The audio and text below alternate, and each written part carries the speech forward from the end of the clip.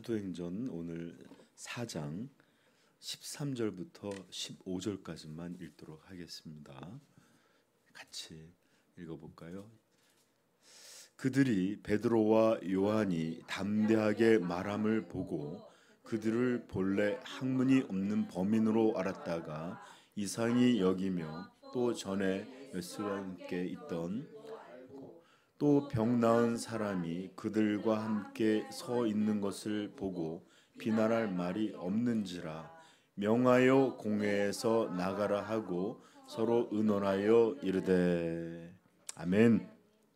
자, 이제 말씀을 전하면서 잠시 제가 겪었던 한 일을 여러분한테 소개 좀 하면서 시작하려고 하는데 우리 성도님들은 제 경험이 미천하다 보니까 미리 들으신 분들도 있지만 다시 한번 모르는 분들도 있으니까 좀 들어주시면 좋겠습니다. 제가 캐나다에 90년대쯤에 처음 어학연수를 하기 위해 갔을 때입니다.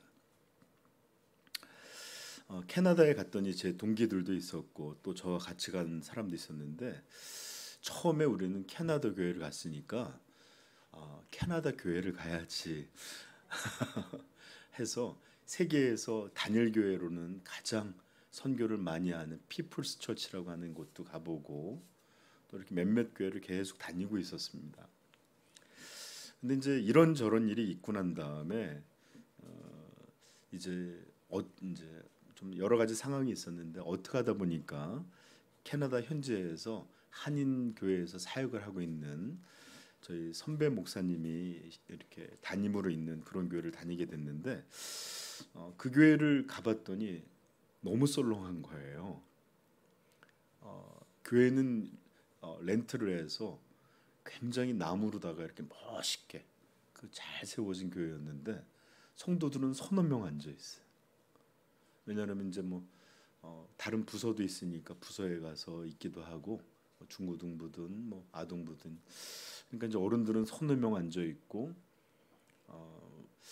그런 교회를 다니게 됐는데 왜냐하면 이제 제가 가기 얼마 전에 교회가 크게 깨져서 성도들이 대부분 나갔답니다.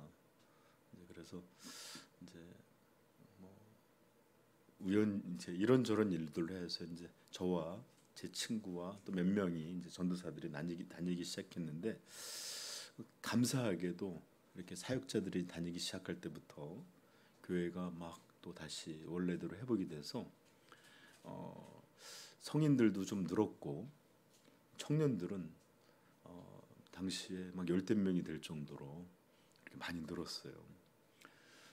그리고 또 목사님 이렇게 목회를 하다가 쉬고 있는 분도 오시고 또 이래저래 이렇게 목회자들이 더 많은 교회 그런 교회 있잖아요. 그런 교회로 이제 했는데 갑자기 어느 날 담임 목사님이 난데없이 저한테 이종욱 전도사님이 다음 주에 주일 예배 설교를 좀 맡아주십시오 그러는 겁니다. 그때 저는 사역이나 부서를 담당하고 있지도 않았어요. 그냥 청년부에 참석하고 있었는데 갑자기 난데없이 목사님들도 계시고 그다음에 다른 사역자들도 있는데 전도사님도 있는데 이렇게 갑자기 설교를 맡기니까 물론 이제 제가 전도사 사역을 했으니까 설교를 안 해본 건 아니지만 그렇게 난데없이 간 교회에서 그것도 이렇게 주일 본 예배를 그렇게 설교하게 될 거라고는 그리고 또 어학연수를 가 있는 상태였잖아요. 그러냐 맡게 됐으니 이건 난데없이 큰 일을 겪어야 된 겁니다. 당시는 노트북도 흔하지 없었을 때 거의 그러니까 손으로 막 썼다 지웠다 아마 40페이지를 썼다 지웠다 했을 것 같아요. 그래서 빽빽하게 앞뒤로 이렇게 반을 나눈 걸 앞뒤로 8장을 왜냐면 글씨가 이렇게 작게 못 쓰잖아요. 컴퓨터처럼. 그러니까 막 이렇게 써서 준비를 했고 드디어 주일이 되었습니다. 지금도 기억하는데 제가 너무 긴장을 했어요. 막 떨려서 막 그래서 안 되겠어 이러고서 올라가지 못할 것 같아. 그래서 그 교회가 굉장히 큰데 지하에 가면 조그맣게 외진 곳에 화장실이 있는데 이렇게 들어가서 거울을 보면서 막 두들기면서 막 심장이 야 너는 지금 왜 이렇게 하나님 앞에서 너가 지금 사람 앞에 있는 거야? 하나님 앞에 있는 거야? 막 그러면서 혼자 막 나한테 혼내기도 하고 이게 지금 뭐 하는 꼴이야? 막 그러면서 그러고 왔는데도 막 떨리는 거예요. 아무튼 지금도 그때 생각해 보면은 왜 그렇게 긴장을 했는지 아마 일반 성도님만 있어도 덜 했을 건지 했을 텐데 앉아 있는 대부분이 목회자들이에요. 목사님들. 그러니 어떻게 이제 아무튼 막 찬양을 어떻게 했는지 이제 담임 목사님이 사회를 해갖고서 뭐 교동문도 하고 이제 이종욱 전도사님 나와서 설교인도 해주겠습니다. 그래서 이제 막 죽을 것까지 나갔는데 아무튼 그렇게 긴장했지만 이렇게 가서 하다 보니까 또 이제 나름 조금씩 이어가고 있을 때였는데 지금 우리 여기도 이제 더우니까 선풍기를 틀어놨잖아요. 근데 이제 뒤에 선풍기가 이렇게 있었는데 왔다 갔다 하면서 이제 이렇게 하다가 갑자기 이게 휘르륵 날아가 봐. 깜짝 놀래가지고 잠시만 그러자 막 주워다가 이렇게 막 놨는데 제가 8페이지 앞뒤를 채웠다 그랬잖아요. 근데 그때 주워 놓고서야 페이지를 제가 쓰지 않았다는 것을 왜냐하면 제가 이렇게 하면 되니까 하고 있어요. 페이지를 써놓지 않는 거예요. 그때부터 눈이 까맣게 되고 제가 무슨 말씀을 전했는지 어떻게 설교가 끝났는지 그 예배는 도대체 어떻게 마무리됐는지 아무것도 기억이 안 나요. 진짜 그 이후로는 지금도 그때 설교 어떻게 끝났는지 모르겠어요. 그래서 얼굴이 시뻘게 했는데 근데 그게 끝이 아니었습니다. 최후의 일격은 또 준비되어 있었는데 갑자기 뒤에서 이렇게 오디오를 우리 담당하고 있는 어떤 집사님이 그 서너 분 앉아 있었다 그랬잖아요. 그 저희를 이렇게 라이드에서 데려가는 그분이었는데 갑자기 전사님 오늘 설교하신 테이프입니다. 이거를 주는데 정말 너무 부끄러워서 사람이 죽을 수도 있는 거구나. 그때 처음 알았어. 와 미치겠더라고. 그리고선 제가 그 테이프를 몇 년이 지난 다음에 틀어보려고 그랬는데 도저히 못 틀겠더라. 지금까지 못 틀고 있다가 잊어버렸어요.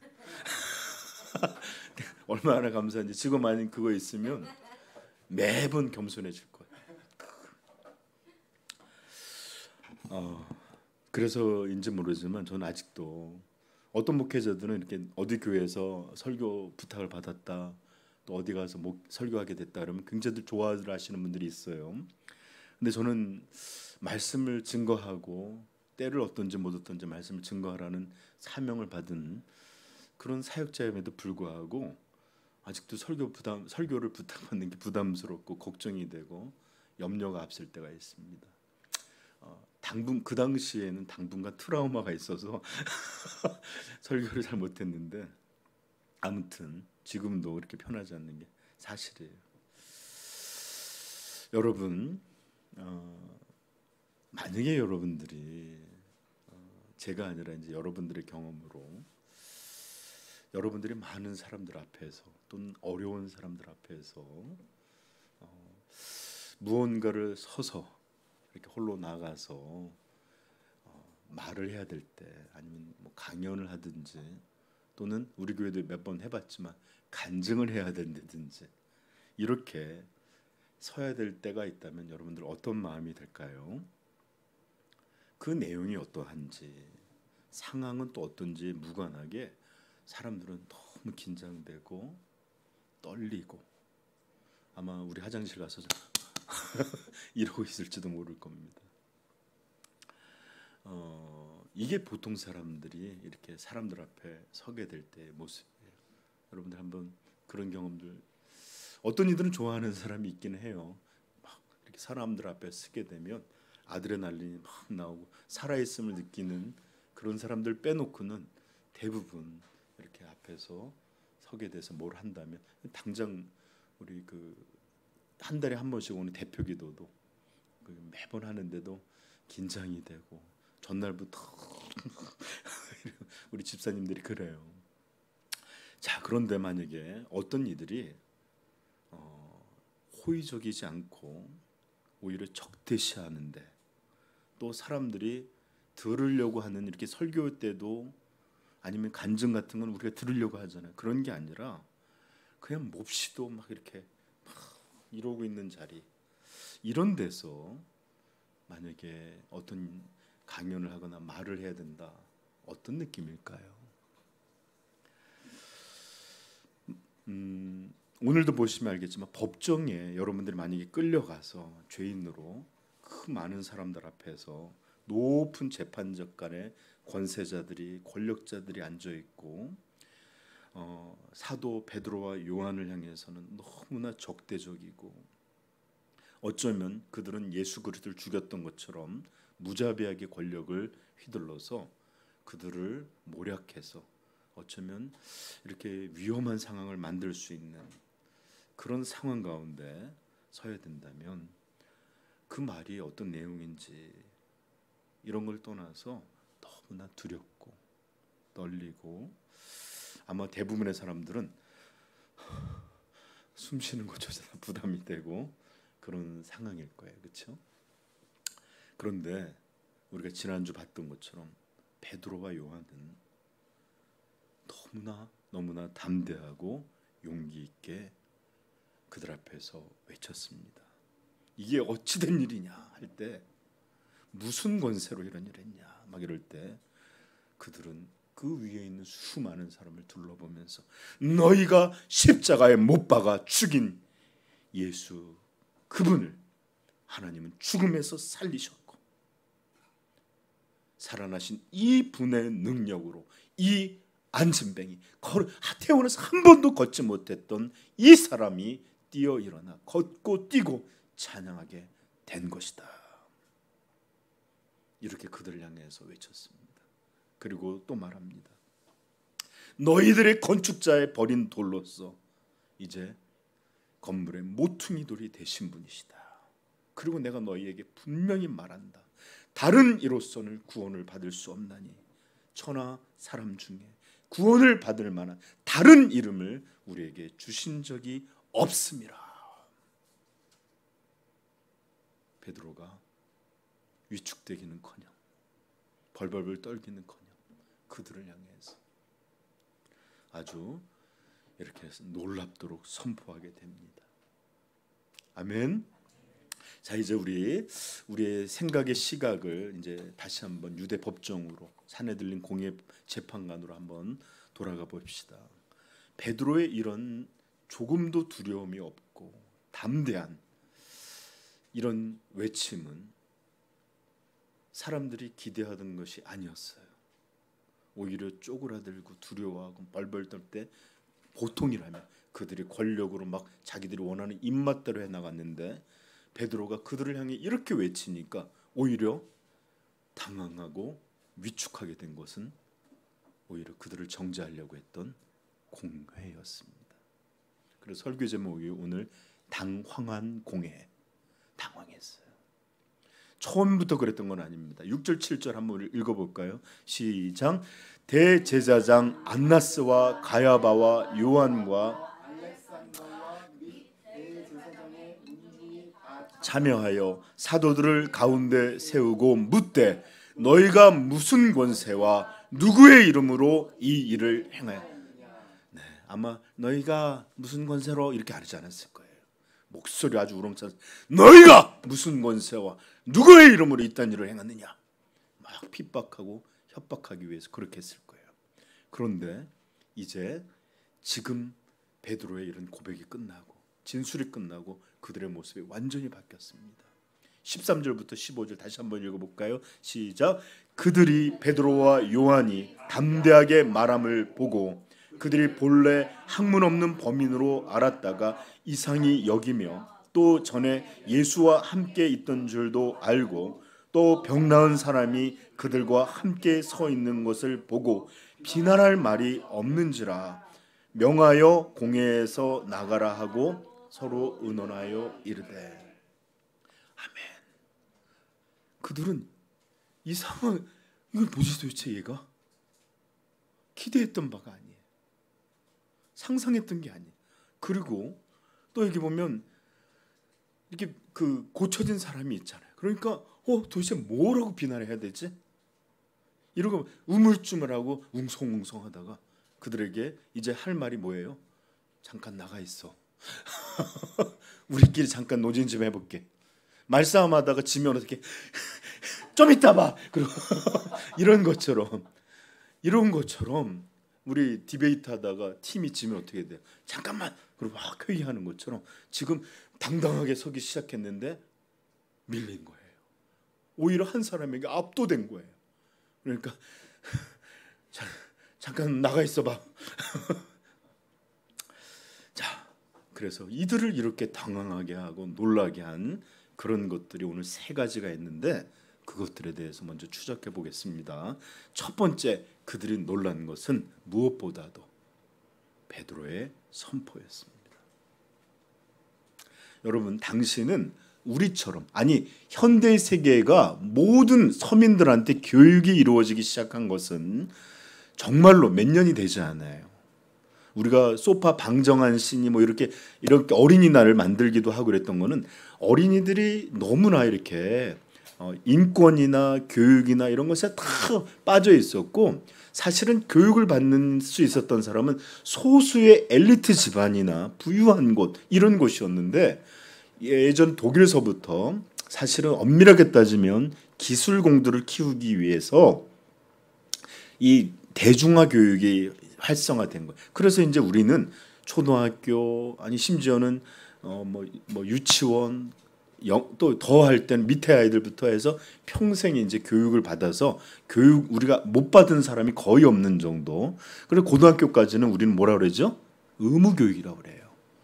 그래서 돈을 내지 않아도 나라가 책임지고 가리키는 이런 게 됐지만, 이 당시 2000년 전만 해도 학문, 예를 들어서 학문이라고 그러면 그들이 대부분 수사학, 어떻게 말을 잘할 것인지 공중 앞에 서서 이야기하는 거, 논리학, 그 다음에 좀 더 얘기하면 신학, 이런 것들을 배운 이런 일들은 정말로 소수의 대제사장들이나 바리새파나 에세나파 소수의 사람들만의 특권이었어요. 그리고 기술도 도제라고 그래갖고 철공 만약 한다면 이걸 아무나 가서 학원 가서 배우는 게 아니라 장인에게 가서 3년은 물 기르고 3년은 불질하고 결국 10년 만에 망치를 잡고 우는 거예요.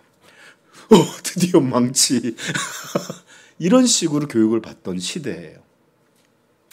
그러니 대부분의 사람들은 어떤 말을 시켜도 말을 잘 못했고 지식이나 논리를 갖고 답변할 수 있다, 이런 것들은 거의 드문 일이었습니다. 그래서 그들이 여기 보면 그들이 베드로와 요한이 담대하게 말함을 보고, 그들이 본래 학문 없는 범인, 일반 사람들, 학문이 없는 게 일반적이었다는 거예요. 그런 것으로 알고 있었는데 베드로의 입에서 나온 진술은 태도에 있어서는 저 좀 보세요. 덜덜덜 떨잖아. 너무나 침착해, 담대했고 용기 있게 얘기했어요. 그리고 그 내용은 강력했습니다. 그리고 찌르는 게 아팠어요. 그리고 다른 이름으로는 구원을 주신 일이 없다는 놀라운 진술까지. 이거는 어느 학자도 하기 어려운 일들을 한 것이에요. 웅병가도 이렇게 아마 못했을 겁니다. 거기다가 베드로에게는 또 뭐 한 가지가 있었죠? 지난주에 너희들 잡혀갈 때든 어디든 두려워하지 마라. 그때 성령께서 너희에게 말하게 하실 것이다. 성령의 능력까지 있어서 꽝꽝꽝 때리니까 거기 있는 사람들이 오히려 위축되고 당황한 거예요. 그래서 어떤 말이 이상히 여겼다라는 말인데, 이 말은 우리말로 번역하면 좀 뜻이 정확하지 않아요. 다우마조라는 말인데 아주 이상한 것, 기이한 것, 경탄한 일다, 이런 뜻으로 쓰입니다.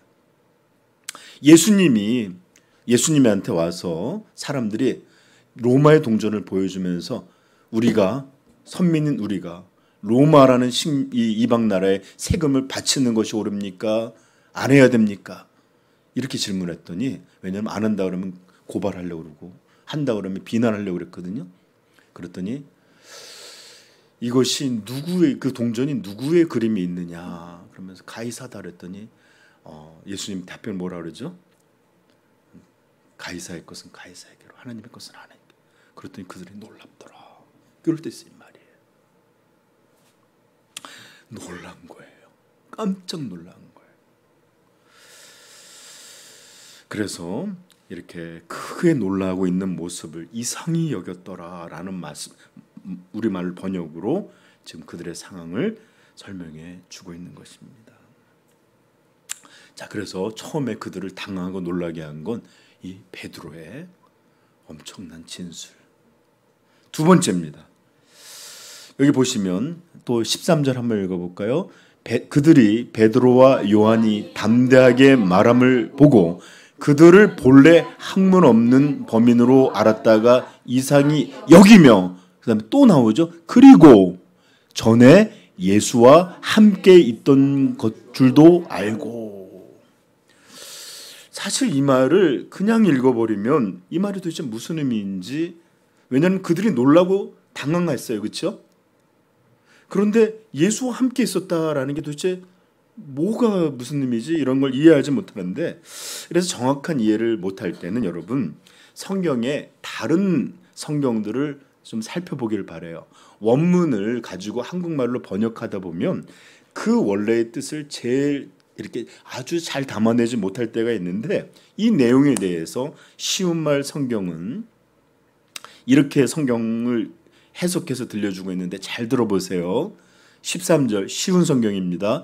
그들은 아무도 교육받지 못한 베드로와 요한이 그처럼 확신 있게 말하는 것을 보고는 깜짝 놀랐다. 하지만 그럴 수 있는 것은 두 사람이 예수와 함께 지냈었기 때문이라는 것을 인정할 수밖에 없었다. 그렇습니다. 지금 이 말은 어떤 뜻이냐면 그들의 진술에 깜짝 놀랐을 뿐만 아니라 그들이 이제서야 다시 인식한 거예요. 온 이스라엘을 흔들고 자기들이 그렇게 죽이기를 원했던 이 예수라는 사람과 이들이 계속 함께 있었던 제자들이었지. 그게 떠오른 거예요. 무슨 말인지 알겠죠? 와, 맞아. 이 사람들이 그냥 미천한 이 갈릴리 어부들이 아니라 온 이스라엘을 흔들었던 이 사람의 제자들이었지. 자, 그래서 성경을 두 사람이 이럴 수 있었던 것은 예수와 함께 지냈었기 때문이라는 것을 인정할 수밖에 없었다. 왜 이런지를 지금 그들이 다시 한번 생각하게 된 거예요.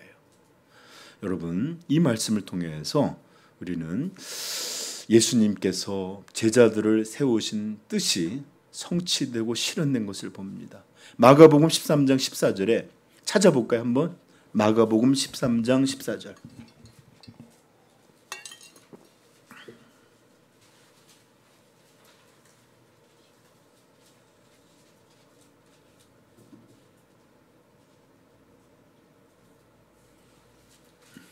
우리 교회도 그랬으면 좋겠습니다.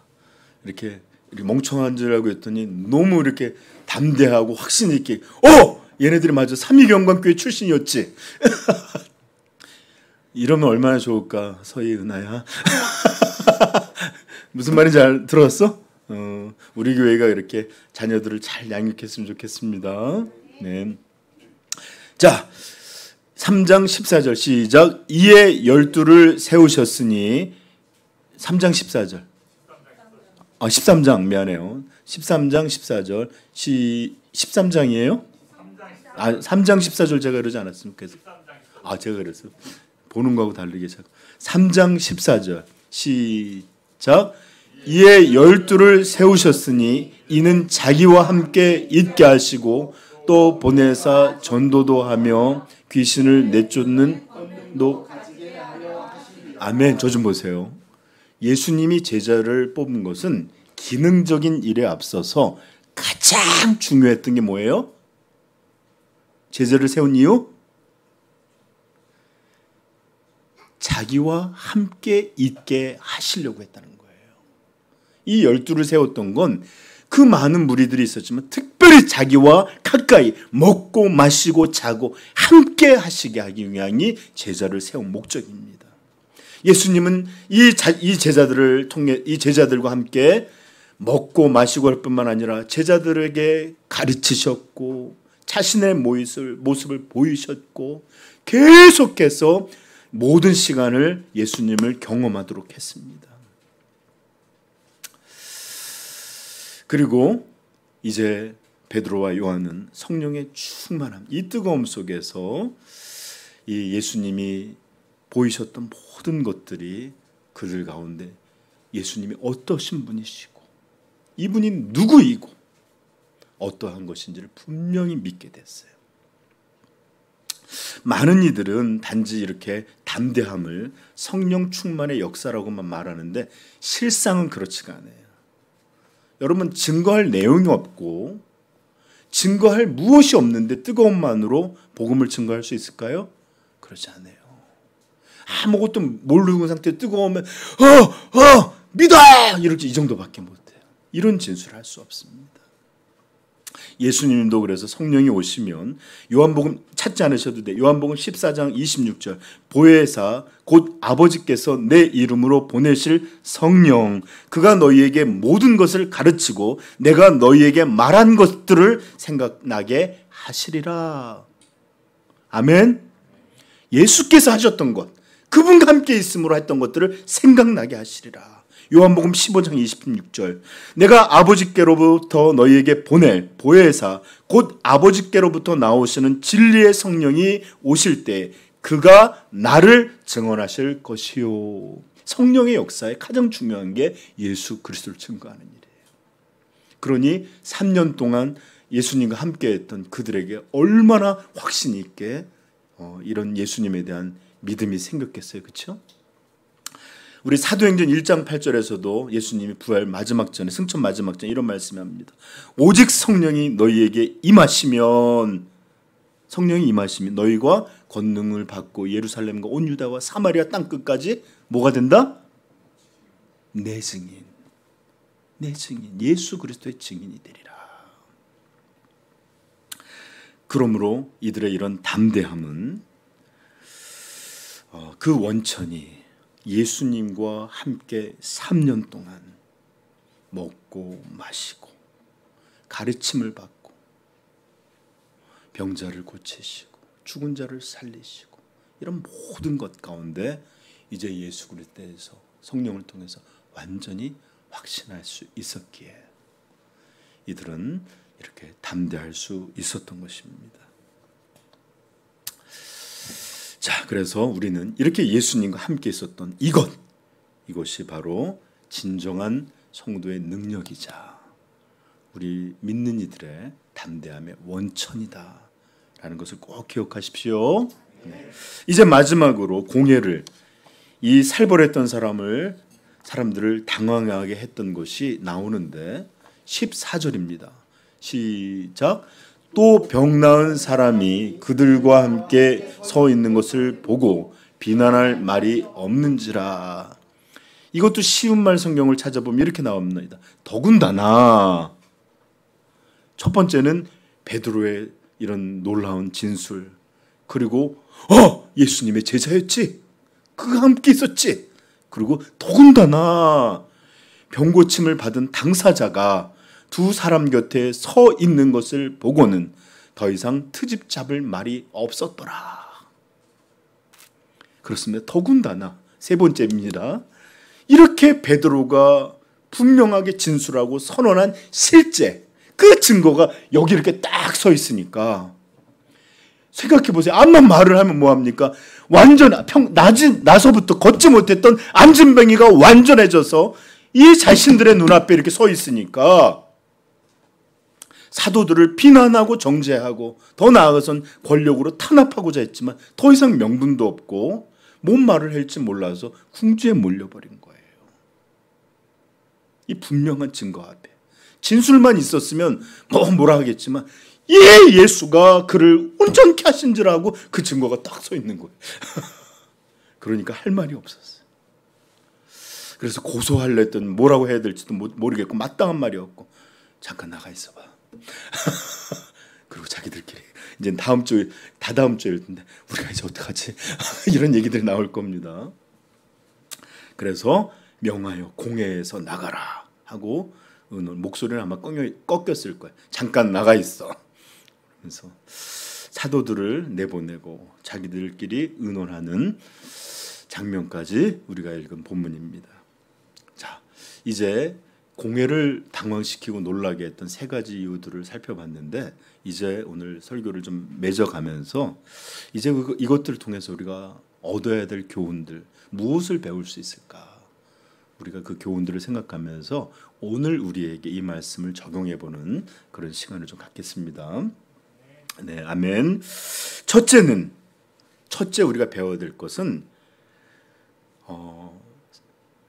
이게 너무나 평범하고, 아니 심지어 연약하고 겁 많은 사람조차도 성령과 복음은 이렇게 어떤 사람을 담대하게 만드는 능력이 있다라는 거예요. 아멘. 여러분, 베드로는 우리가 생각하면 누구나 다 선이 굵고 직선적이고 충동적이고 두려움을 모를 것 같은 아주 상남자, 영어로는 마초 같은 사람처럼 생각을 해요. 그러나 그의 본성은 사실 그런 껍데기와는 다르게 속은 겁쟁이에 지나지 않았는지도 몰라요. 예수님은 내가 잡히리라, 그리고 모두 너희가 나를 버리고 떠나리라 할 때 뭐라 그랬죠? 베드로가 다른 사람은 다 주를 버릴지라도 나는 주를 버리지 않겠습니다. 내가 죽으면 죽을지언정 나만큼은, 저것들은 난 못 믿지만 나만큼은 주님 곁에서 내가 주님을 지키겠습니다.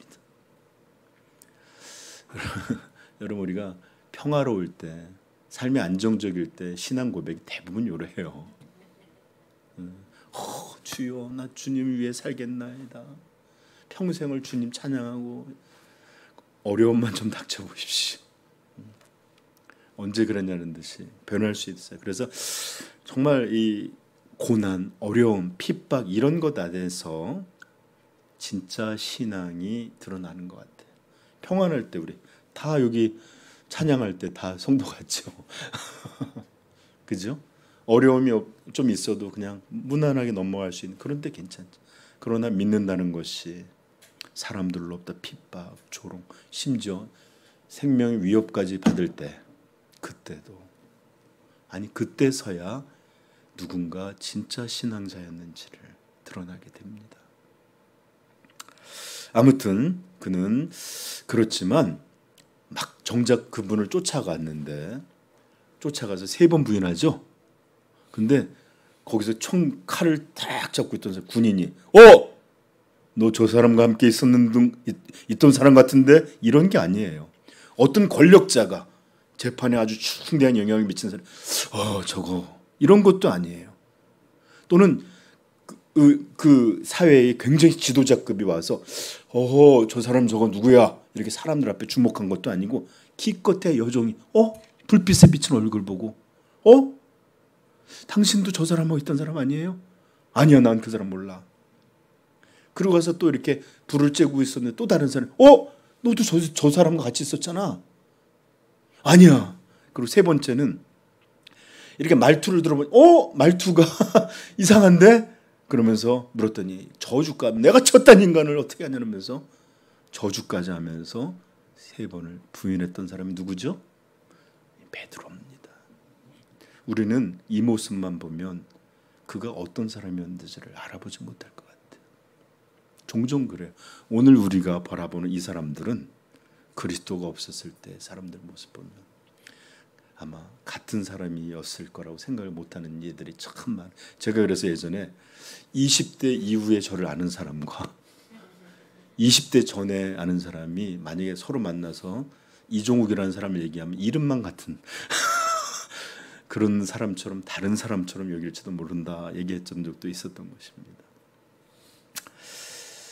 여러분, 그랬던 베드로가 완전히 달라졌습니다. 전에는 그저 예수님에 대해서 쫄쫄쫄쫄 쫓아다니던, 그냥 교회만 이렇게 부모님이 가자고 하니까 교회 오던 이런 모습이었는데, 아니, 이제는 진정으로 성령의 충만한 가운데에서 예수 그리스도가 만군의 주시오, 하나님의 아들이시오, 온 땅의 구주라는 것을, 예수님이 누구라는 것을 더 분명히 알게 됐어요. 그렇습니다. 우리도 이렇게 성령의 능력 안에서 우리가 복음을 온전히 믿게 될 때 사람이 아닌, 세상이 아닌 오히려 하나님을 두려워하게 되고 사람들 앞에 위축되는 대신 담대하게 될 줄로 믿습니다. 평범한 일, 약한 일, 겁쟁이조차도 변화시키는 능력, 성령과 복음의 안에 있다. 아멘. 두 번째입니다. 이렇게 담대하고 용기 있을 수 있었던 근원, 그것이 바로 제자들이 예수와 함께 3년간 머물렀던, 함께 하고 있었다. 그것이 진정한 원천이었다라는 것을 꼭 기억하십시오. 오늘은 두 내용을 보니까 공회에서조차도 이 사람들에게 놀랍고 이상히 여겼습니다. 그리고 그 비밀을 깨달았는데 전부터 예수와 함께 있던 사람들이었구나. 이 담대함의 비밀을 본 거예요. 이렇게 베드로가 담대할 수 있었던 원천을 보면서 우리는 깨달아야 됩니다. 예수님과 3년간 동행했고 천국 복음을 들었고 병든 자, 기머거리 장님 자, 귀신 들린 자를 고치시는 분을 보았고 그분이 또 어떻게 이 사람들을 대하셨을 뿐만 아니라 십자가에서 어떤 대속의 죽음을 죽으셨고 또 정말로 하나님의 능력 가운데 부활하셨고 그들이 올라가는 데서 하늘 보좌, 왕자로 이로 승천하는 모든 것을 이 두 사람은 전부 보았고 그 다음 경험했던 사람들입니다. 그리고 성령의 임함 속에서 이것이 어떤 것인지를 분명하게 깨닫고 믿게 됐어요. 이 내용이 제가 전하는 그냥 저 혼자의 추론이나 판단이 아니라 요한일서에 정확히 나와요. 요한일서 1장 1절부터 봅시다. 우리 1, 2절 한번. 요한일서 1장 1절 2절. 그들이 교인들한테, 이건 요한이 보내는 거예요. 아까는 베드로가 얘기한 거지만, 자 시작.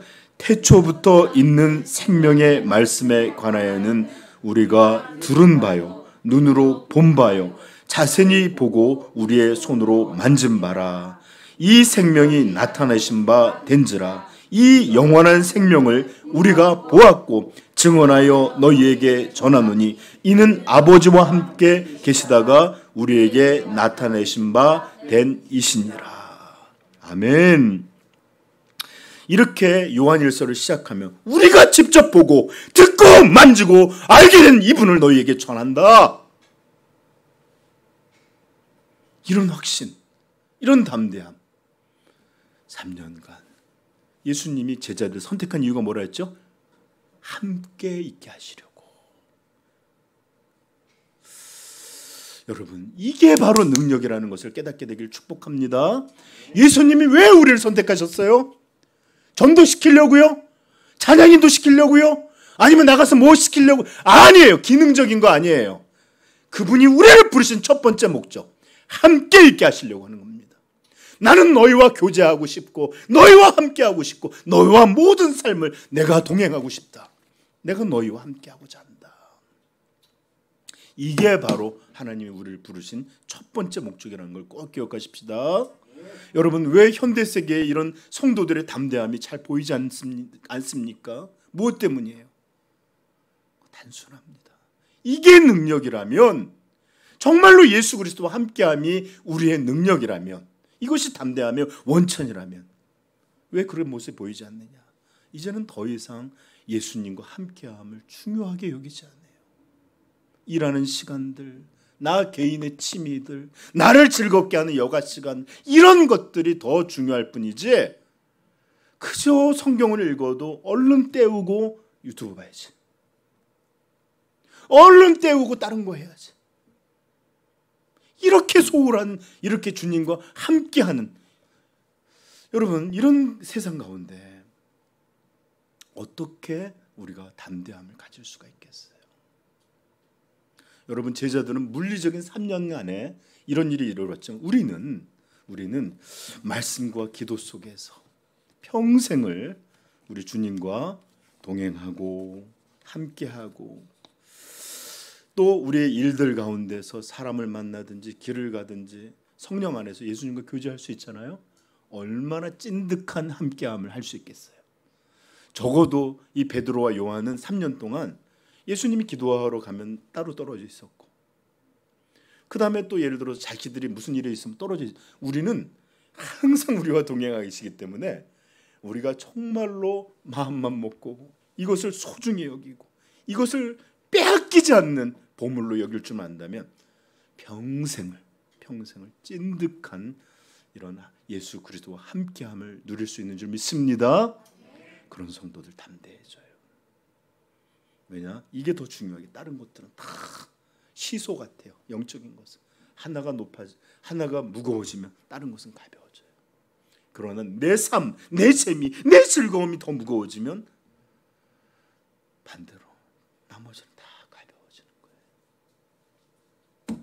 자, 다시 한번 이 담대함의 원천, 예수 그리스도와 함께했던 것 빼앗기지 않기를 축복합니다. 네. 세 번째 교훈입니다.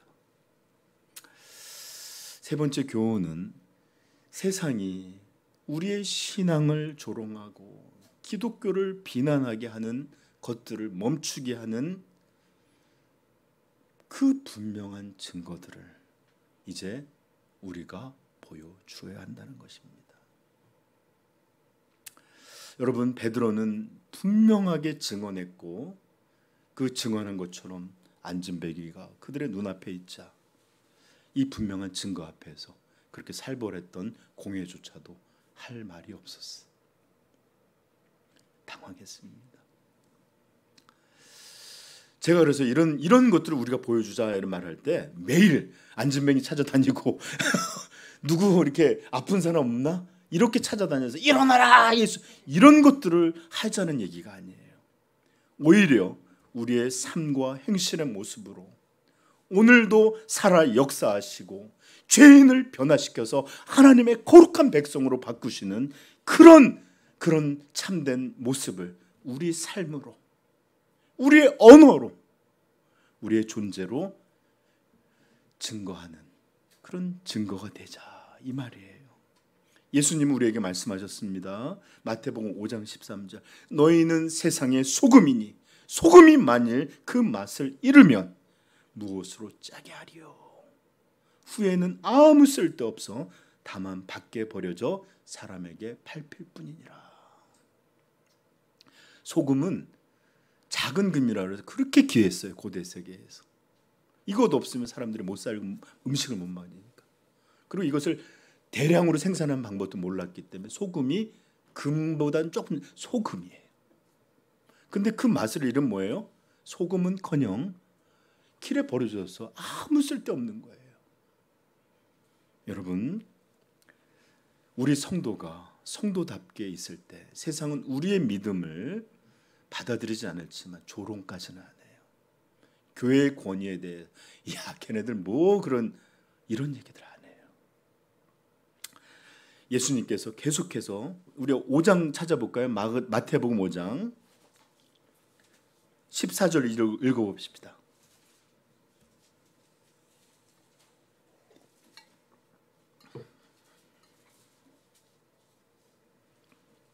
시 14절부터 16절 시작. 너희는 세상의 빛이라. 세상 산 위에 있는 동네가 숨겨지지 못할 것이요 사람이 등불을 켜서 말 아래에 두지 아니하고 동경 위에 두나니 이러므로 집안 모든 사람에게 비추느니라. 이같이 너희 빛이 사람 앞에 비치게 하여 그들로 너희 착한 행실을 보고 하늘에 계신 너희 아버지께 영광을 돌리게 하라. 아멘. 이런 증거가 되어야 된다는 것입니다. 우리가 세상에 소금과 빛이 될 때, 아니 이것은 다른 어떤 기능적인 게 아니, 그냥 우리가 하나님께서 성도는 이런 모습이야라고 이런 성도다움을 유지할 때 세상은 하나님이 살아계심을 알게 될 것입니다. 신앙을 조롱하고 교회의 권위에 도전하고 이렇게 없이 여기는 모습들이 우리 성도들로 말미암아 크게 줄어들게 될 것입니다. 오히려 로마서 말씀처럼 너희로 인하여 하나님의 이름이 없이 여김을 받는 것이 아니라 우리가 온전한 성도가 될 때 주의 이름이 영광을 받으며 우리의 신앙도 교회도 사람들이 설령 그들이 믿지는 않는다 할지라도 그렇게 받아들이는 줄 믿어요. 전에 제가 예화를 들어서 정확한 기억은 아니지만 예전에 평양에 신문이 있었는데 한 사람이 그 상해에서 도둑을 맞았대요. 근데 어떤 범인으로 지목했던 사람이 어떤 기사가 나왔는데 그 사람은 범인이 아니다라는 논증인데 그 사람은 절대 범인이 될 수 없다라는 내용인데 알리바이가 있고 뭐 그래서 그런 게 아니라 그 기사가 어떤 내용인지 압니까? 그 훔친 도둑이라고 몰리고 있는 이 사람은 예수를 믿는 기독교인이다. 그러므로 그가 훔쳤을 리 없다라는 게 신문 기사의 내용이었다는 겁니다. 여러분, 그럴 때 우리가 기독교인이라고 그럴 때 세상이 오늘날 같이 그냥 소금의 맛을 잃은 사람들이 밟혀져서 함부로 대하는 것 같이 그렇게 여김을 받지 않겠죠? 제가 알고 있던 오래전 어떤 사람의 이야기입니다. 그는 젊은 날 너무 하나님 없이 함부로 살아갔었고 그렇게 살다가 갑자기 하나님을 믿게 됐는데 이전까지 막 친했던 뭐 술 친구들이든 놀러 다니는 친구들이 갑자기 그가 거듭남을 얻고 구원을 받게 됐을 때 맨 처음에는 비난을 했어요. 함께하지 않고 저거 믿는다고 혼자 저러고 다닌다. 우리 우정은 뭐냐 막 이러면서 비난을 했는데 몇 년이 지나자 그에게 이런 말을 했다고 합니다. 야, 술을 한잔하고 한 얘기를 해요. 야, 내가 너를 보니까 진짜 하나님도 계시고 정말 뭐 구원이라는 것도 있는가 보다. 너 보니까 정말 사람이 달라지네. 이런 이야기를 했다고 해요. 여러분, 우리는 바로 이런 증인이 되어야 합니다. 이런 증거가 되어야 해요. 사도행전 1장 8절에 보면 오직 성령이 너희에게 임하시면 너희가 권능을 받고 온 유대와 사마리아와 땅 끝까지 이르러 내 증인이 되리라 하시니라. 이 말씀은 너희가 말만으로 나를 증거하게 될 것이다라는 얘기가 아니에요. 너희의 모든 것으로, 너희의 삶, 너희의 직업, 너희의 가정, 너희의 모든 것으로 내 증인이 되고야 말 것이다. 여러분들, 이제 이렇게 이 공회 앞에서 정말로 베드로의 진술과 같이 나면서부터 안진병이 됐더니 멀쩡해져서 서 있는 것처럼 죄인들이 하나님을 믿음으로 새로워져 있는 이 모습을 누가 증거해야 하겠습니까? 그러므로 우리 모두가 이 세상에 예수의 증인들로, 증거들로 드러날 수 있기를 우리 주님의 이름으로 축복합니다. 같이 기도하겠습니다. 자, 여러분들, 오늘 한 사람이 이렇게 분명한 진술로 이렇게 살벌했던 공회를 당황시키고 하는 모습을 봤습니다. 우리는 복음과 성령의 능력을 들었고 또 그것이 그냥 나온 것이 아니라 예수 그리스도와 함께 있었던 이것이 기초가 되어서 나온 것인 것도 들었어요. 그리고 더군다나 그들에게는 분명한 이런 믿음의 증거가 있었는데 여러분들, 우리도 그래야 되지 않겠습니까? 우리도 이 베드로와 요한이 믿었던 그 복음, 예수 그리스도를 동일하게 믿고 있습니다. 또 하나님께서 우리에게 성령을 주셔서 우리가 언제든지 주님과 동행하고 함께 할 수 있는 은혜를 베풀어 주셨습니다. 그리고 또 예수 그리스도 안에 있으면 누구든지 새로운 피조물이라, 이전 것은 지나갔으니 보라 새 것이 되었더라 라고 하시는 이런 놀라운 은혜가 우리에게 부어준 줄 믿습니다. 오늘 말씀을 기억하면서 우리가 세상 가운데, 우리 신앙 가운데, 학교 가운데, 친구들 가운데 어떠해야 될지 우리 기도하면서 오늘 말씀을 여러분 기억하면서 같이 기도하시며 결심하십시다.